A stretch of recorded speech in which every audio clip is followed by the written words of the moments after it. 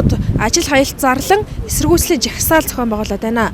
Учир нь нийтийн тээврийн газраас их тойроогийн замд буюу Сапорогоос 100 айл чиглэлийн бүхий л чиглэлд микроавтобусыг үйлчлэгээ эрхлэхийг хориглосон байна. За. Ерөөс амьдралгүй шугам өгсөн. Энэ компани болгонуудад 12 юг. Ерөөсөө үнэн бодит амьдрал дээр араа энэ аа жаргалтай гэхэд заяа одоо энэ баян шинэ нийцээс энэ 70 давхрын ингрээр наран туул 2 гэсэн ийм маршрут өгч байгаа байхгүй.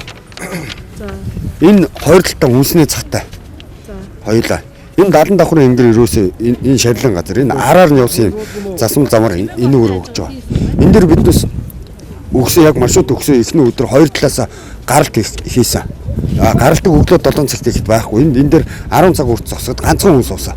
Дэнжи мянган энэ захаасаа хүн орж ганц хүн суусан хүн урагшаа цагаан байран дээр бууна гэж байгаа. Тэгэхээр энэ цагаан байрч хүнсний цагаар ингээ гараа явж байгаа. Тэгээ ерөөс ямар ч амьдралгүй.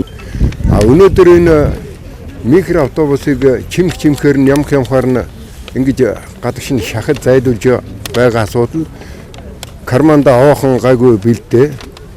Магадгүй зарим нэрх тушаад гарцсан ийм хүмүүсийн шийдвэрээр хуулиар биднээс ажиллах эрхийг хоригж бодно.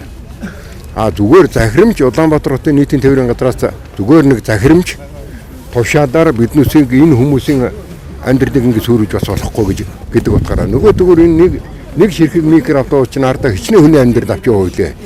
Энд чинь дор хаяхад чинь 3-4 айлыг тэжиж яваа машин шүү дээ. Энд чинь бас хувь хүний. Нийтийн тээврийн газраас их тойроогийн чиглэлд үйлчилж байгаа том аварын автобусны тоо хүртээмж хангалттай.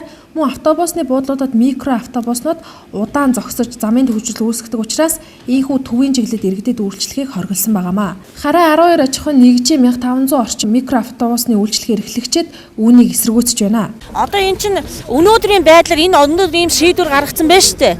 Өнөөдрийн байдлаар одоо энэ өглөөгөр энэ хойгуура шар хаднаас нааш явж том оврын автобус маань хүнээ чихээд буудлуудыг алгасаад даацаа хэтрүүлээд явж байна. Энэ чинь амьдралд өнөөдөр инкват даргын хийсэн одоо энэ юмны чинь амьдралд нийцэхгүй байгаа нь харагдаж байна. Ингээд тэр өнөөдөр тэр амьдрал дээр хараач гэж бид нар хэлж байгаа юм. Өнөөдөр яг том оврын автобусууд маань тэгж шүү дээ. Энэ микро яаж чуваа гэж хүнээ чирээд явж байна. Хөгшчүүл нь орж чадахгүй байна.